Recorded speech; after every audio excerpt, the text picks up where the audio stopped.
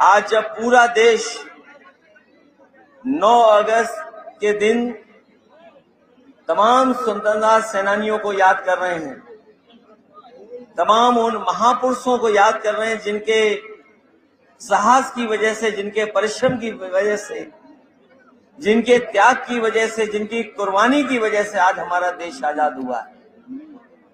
हमें जितनी खुशी 15 अगस्त को होती है, 15 अगस्त को जब अंग्रेज छोड़ करके भारत चले गए, भारत आजाद हो गया, लेकिन उससे ज्यादा महत्वपूर्ण भारत के लोगों के लिए 9 अगस्त भी है। ये 9 अगस्त वो तारीख है जिस दिन भारत की जनता ने, और उस समय कांग्रेस पार्टी जो आजादी की लड़ाई लड़ रही थी, उसने ऐलान किया था, राष्ट्रपिता महात्मा गांधी जी ने, कि भारत छोड़ो, और अंग्रेजों को भगाने का जो संकल्प लिया था, उसी का परिणाम था कि 15 अगस्त 1947 को आजादी मिल गई। ये 9 अगस्त 1942 को भारत छोड़ो का नारा दिया था, और हमारे इतिहास को पढ़ने वाले लोग ये जानते होंगे कि 9 अगस्त उन क्रांतिकारियों को याद करने का भी दिन है जिन्होंने काकोरी में ट्रेन लूट करके अंग्रेजों को चने के वो लोहे के चने चबा दिए थे। एक वो 9 अगस्त 1925 जब काकोरी में क्रांतिकारियों ने अंग्रेजों को धूल चटाने का संकल्प लिया, और फिर 9 अगस्त 1942 जब राष्ट्रपिता महात्मा गांधी ने भारत छोड़ो का आंदोलन का नारा दिया, और न जाने कितने स्वतंत्रता सेनानी, न जाने कितने लोगों ने कुर्बानी दी है, तब हमें आजाद ये भारत मिला है। और ऐसे अंग्रेज जिनका कभी सूरज नहीं डूबता था, लेकिन भारत की जनता ने भारत से निकाल करके उनका हमेशा हमेशा के लिए भारत से छोड़ने का काम कराया है।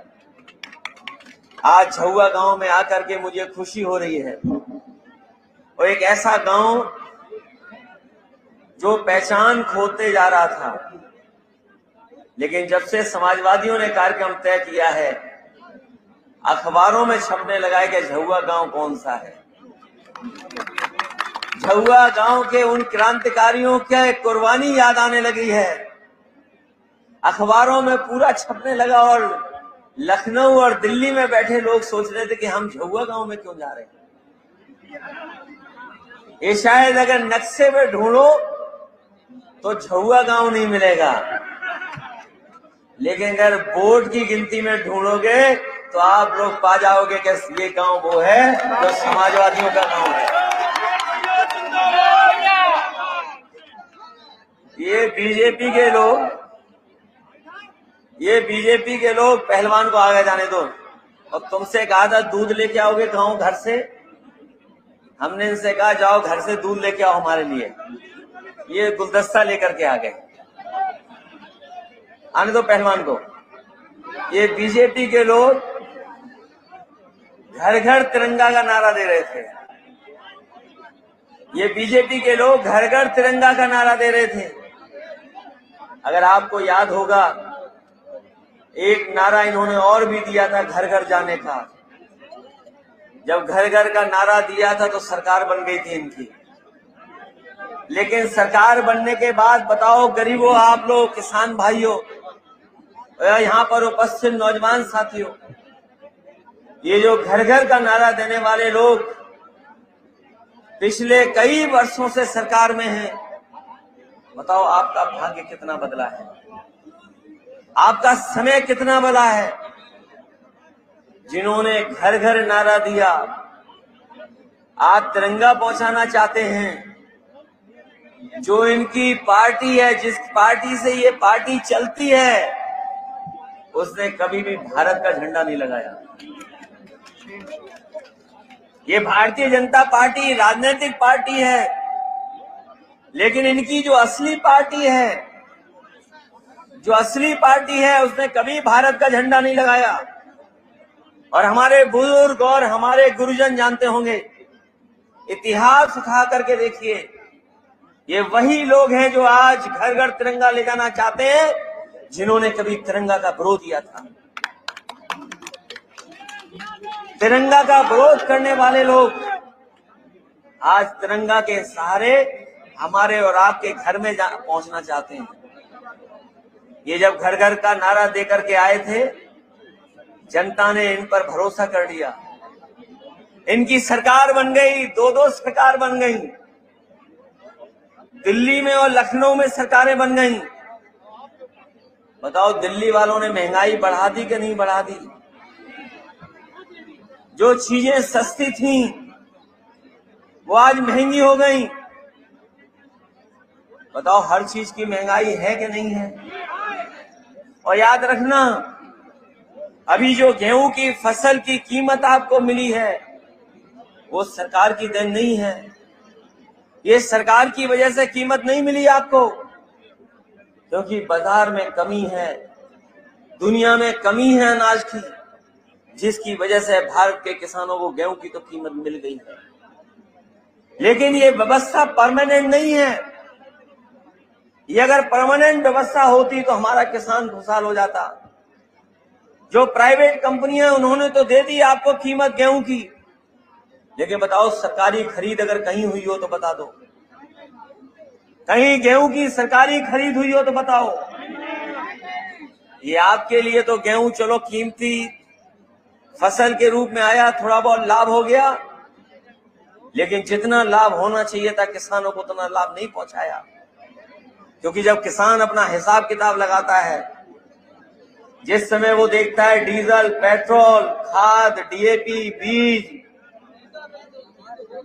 और अकाउंट में जो पैसे आ रहे हैं वो भी जोड़ लेता है, तब भी अभी मुनाफे में नहीं है। अगर हिसाब किताब लगाओ, आप सब चीजों का हिसाब किताब लगा लो, बिजली महंगी, डीजल महंगा, पेट्रोल महंगा, खाद महंगी, डीएपी महंगी, और राशन के साथ साथ मजदूरी भी महंगी, तो बताओ 2000 अकाउंट में भी आ जाते हैं, उसके बाद भी हमारे किसानों को मुनाफा नहीं मिल पा रहा है। और अभी खेतों में धान खड़ा है, पहले धान लुट गया और फिर लुट जाएगा, मैं कह के जा रहा हूं आपसे। ये जो घर घर तिरंगा वाले लोग, नारा देने वाले लोग, कम से कम हमारे किसानों को धान की कीमत कैसे मिलेगी उसकी तैयारी करनी चाहिए। ये घर घर तिरंगा के साथ साथ इन्हें ये भी तैयारी करनी चाहिए कि हर गांव में, हर घर में धान होना है, पैदा होगा धान, इसकी कीमत कैसे दे पाएंगे?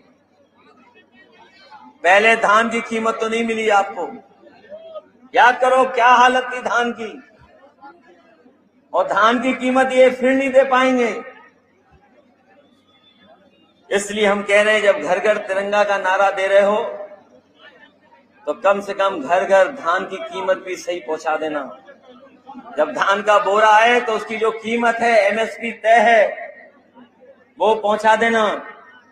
और कम से कम याद रखो, यहीं गोसाईगंज में आए थे देश के प्रधानमंत्री और कह के गए थे कि हम धान का या फसलों की दुगनी दे देंगे मुनाफा, दुगनी आय बढ़ा देंगे।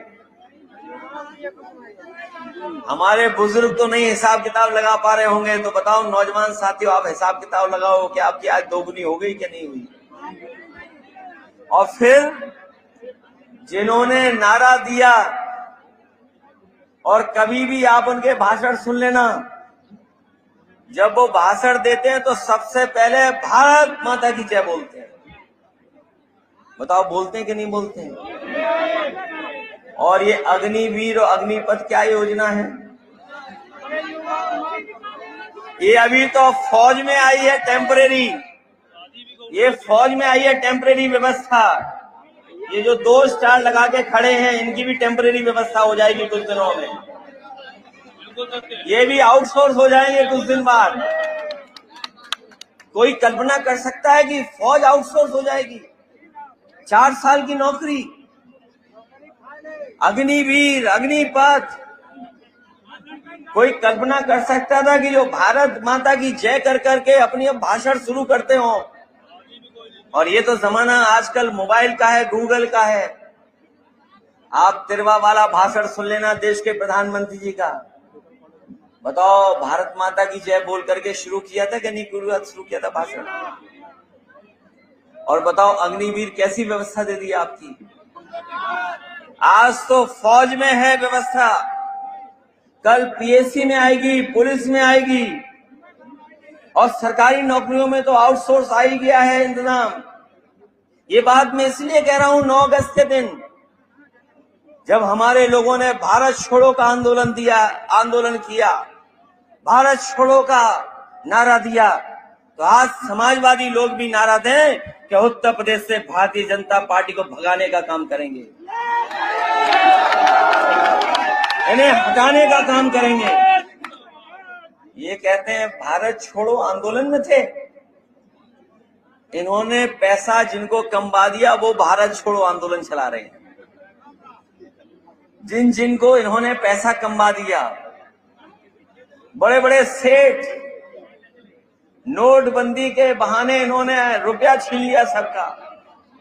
कोई है ऐसा जिसका रुपया न छिना हो नोटबंदी में? बताओ,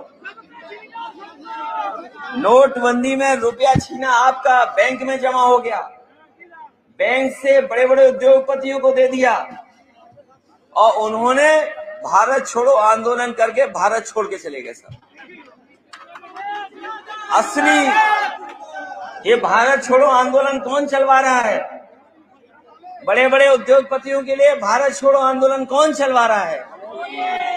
ये बीजेपी वाले चलवा रहे हैं। और ये कहां के हैं सब लोग? पैसा ले गए कि नहीं ले गए आप?